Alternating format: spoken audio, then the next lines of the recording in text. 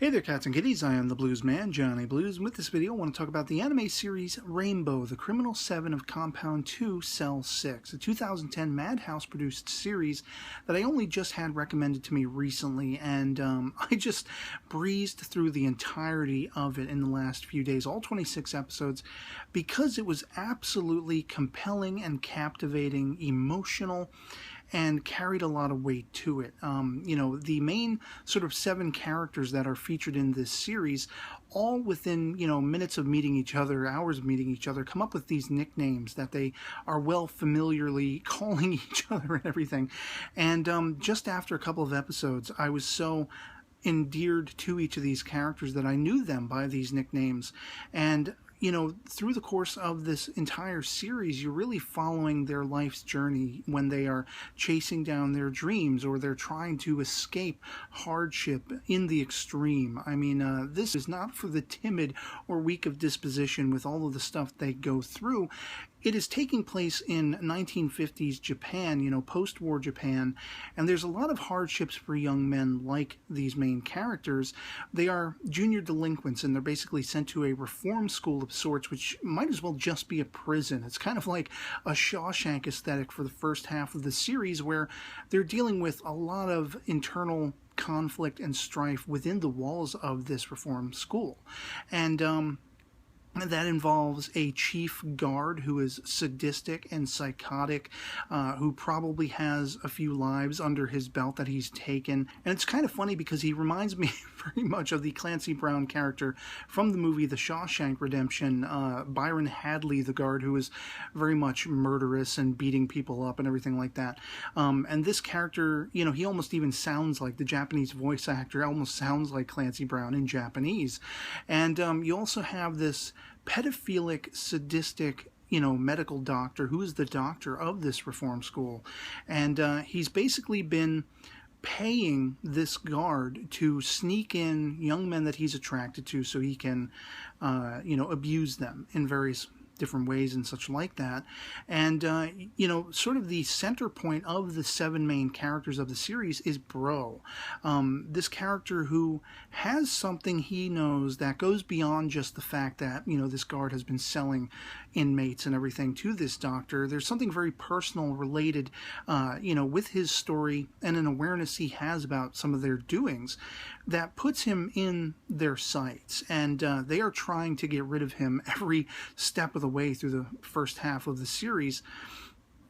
And you basically see these fellow inmates who, the first episode is when they are first arriving at, Compound 2, Cell 6 to be placed in that cell with Bro, and he whoops their asses. These are kids coming off the streets, they've all had hardships, and they all have chips on their shoulders, and he takes them all down a peg in their first encounter, but then he's very benevolent, falling on the coattails of that, and he kind of takes them under his wing. It's, these main 6 characters, Mario, Turtle, Soldier, Uncovered, Cabbage, and Joe.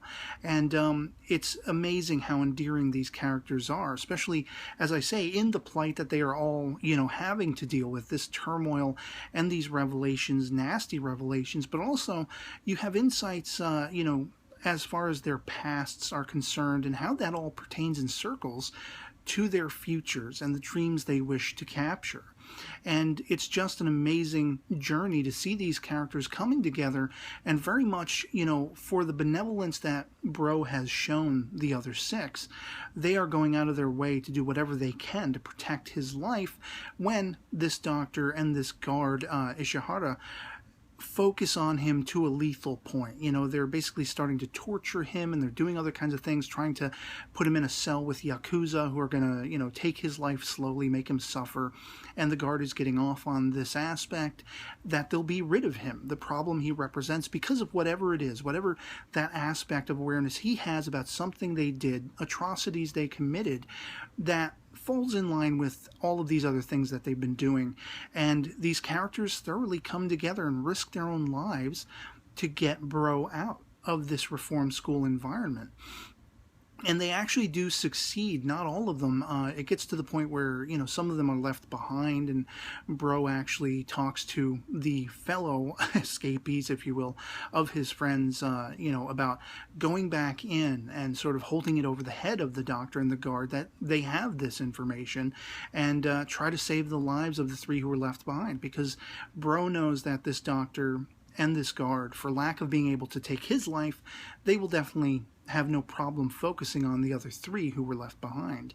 And they also come under the good favor of the nurse, the assistant to this particular sadistic, you know, pedophilic doctor, who ends up becoming sort of a romantic interest for Bro while he's with us, put it that way. I was very much surprised, you know, through the course of the series, that so much of the series took place within this reformatory school environment with all of this hell unfolding for these characters. I was very much surprised that at some point, because I was thinking 26 episode length for this kind of story is maybe a bit much, and about the half point they kind of overcome those obstacles, and I really was under the impression that it was kind of going a 47 Ronin you know, avenue for a while there, where these characters were going to come together and sort of seek vengeance on this doctor and this main guard, and the people along the way who helped them and were either spirited away, or, you know, just people coming in and out of your lives and everything like that, as is happening with these characters. I thought that's kind of how it was going to play out, and to my pleasant surprise, that actually wasn't the case. At some point, these characters realize they've done enough to sort of, you know, put a cap on that aspect of their early lives, and the rest of the series is following them through other kinds of, you know, life rigmarole and turmoil, as they now try to get on with their lives and try to continue their lives with the future just emboldened ahead of them. And I love following each of these characters. You know, the focus is sort of broken up from time to time between episodes. You have Mario, who Bro had taught boxing. He wanted to be a world championship boxer, and Mario wants to kind of follow on in that aspiration, and this is something that is threaded through the entire course of the second half of the series, but unfortunately he has a wound, an impediment, where some Yakuza who he was begging and pleading to spare Bro's life when they were back in the reformatory school, they smashed his right hand so he couldn't box anymore, and there is still a thread of hope that maybe he can reclaim that aspiration by the end of the series. And I don't want to spoil how that plays out, but you also have characters like Turtle, who is he's the littlest one of the group. He's kind of the big dopey you know, ears and freckle-faced kid, and he's very much outspoken. He's the loudest of all of them because of his tiny stature, and he kind of becomes a black marketeer. He's selling cigarettes that he buys cheaply off the American Force base, and you know, he makes a friend in this woman, a former prostitute by the name of Lily, who thinks she's going to get the best of a particular, you know, U.S. Forces general, who then turns out, you know, he was using her as much as she was trying to use him. And there's a bond that builds between Turtle and this woman. They become almost, you know, siblings in a sense, with how much they come to care about each other. And he doesn't want to see her prostitute herself out anymore. And these are, you know, recurring themes when you come up with the character Uncovered, who's like the brains of the group. He's very much in books, and he's very much on his own. He's kind of like the outcast of the group. And there's some distrust issues that crop up when, you know, the sadistic guard in the reform school start talking about the history of Bro and what led him to be there and everything like that. That gets to Uncovered, and, you know, this being his nickname, of course. But as we see, because he is, you know, sort of estranged from actual social conventions like dating and being with a woman and everything, he ends up being set up by Turtle with a prostitute in a brothel, and he thinks he's going to run away with her. He starts stealing money from his own family to be able to go back to her, and he has these sort of foolish, grandiose ideas about paying off her debt, because she's basically there for a debt that has to be paid and everything, and he thinks they're going to run away together, and he finds out the cold reality of that scenario is not going to play any way, shape, or form toward his aspirations along those lines.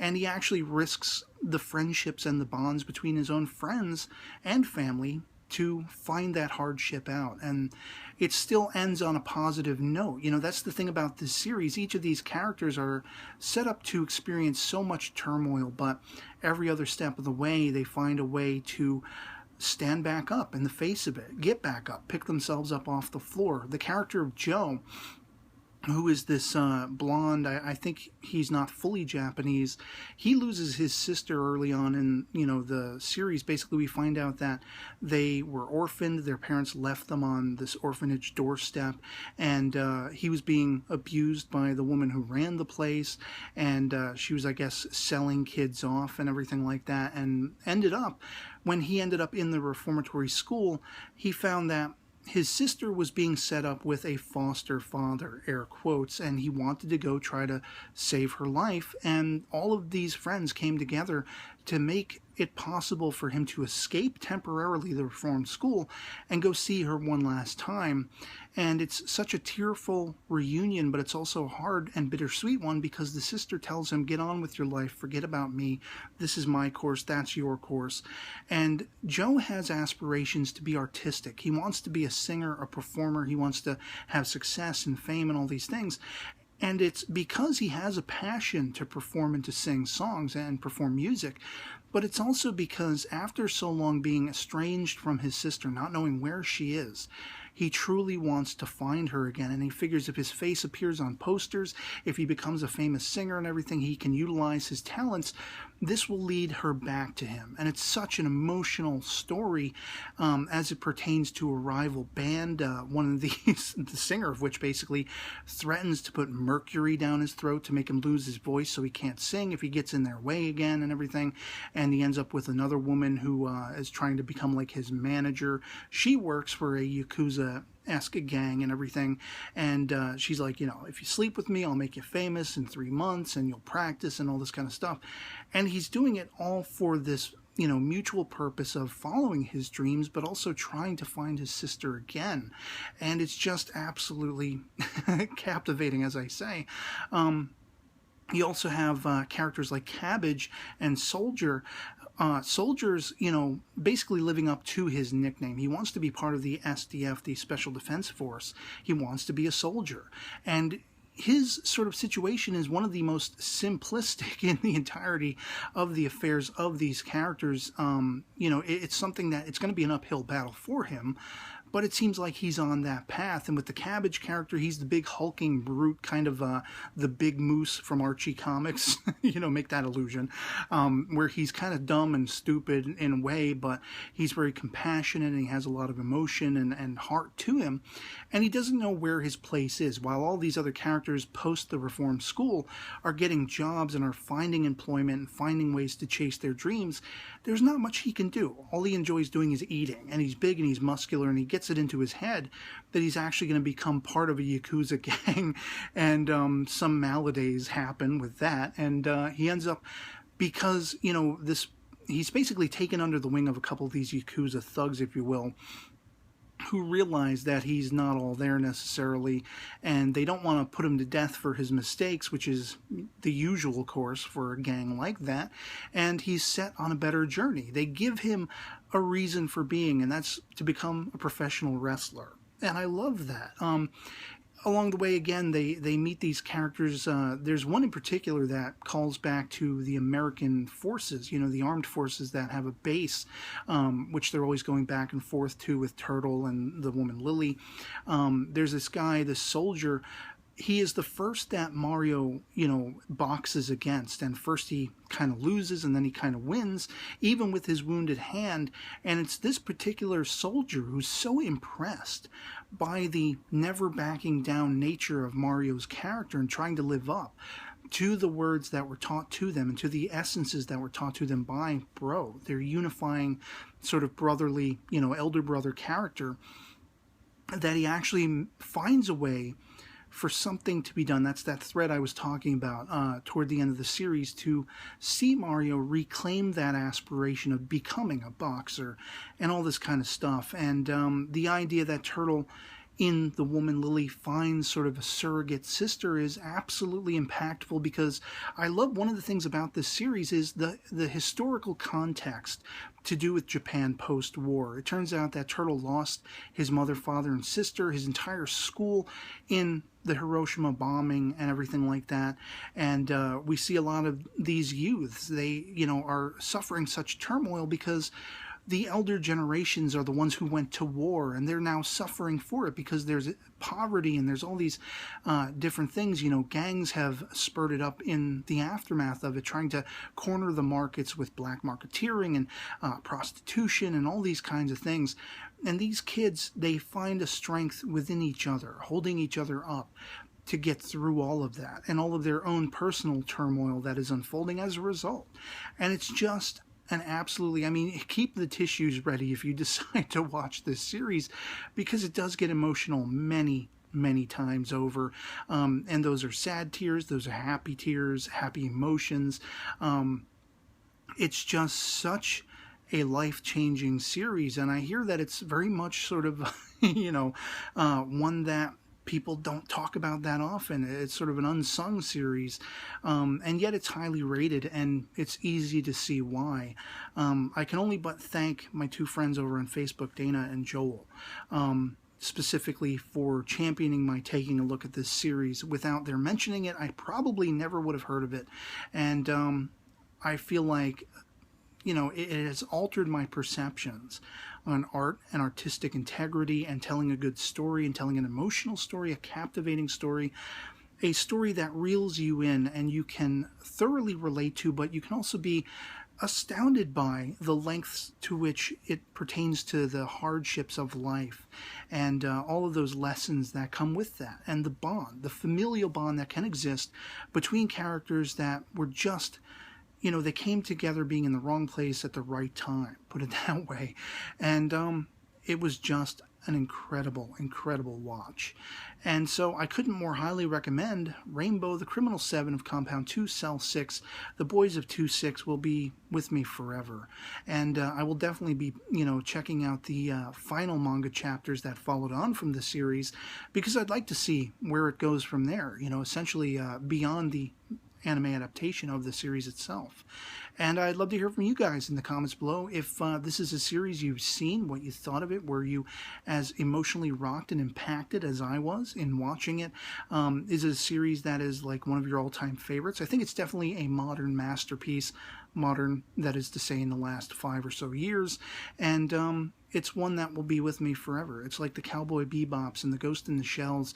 It's something so tantamount to my, sort of anime fandom now, and also just good storytelling, just captivating and, incredible storytelling. It's going to be with me forever. And so, yeah, as I say, I'd love to hear from you guys in the comments.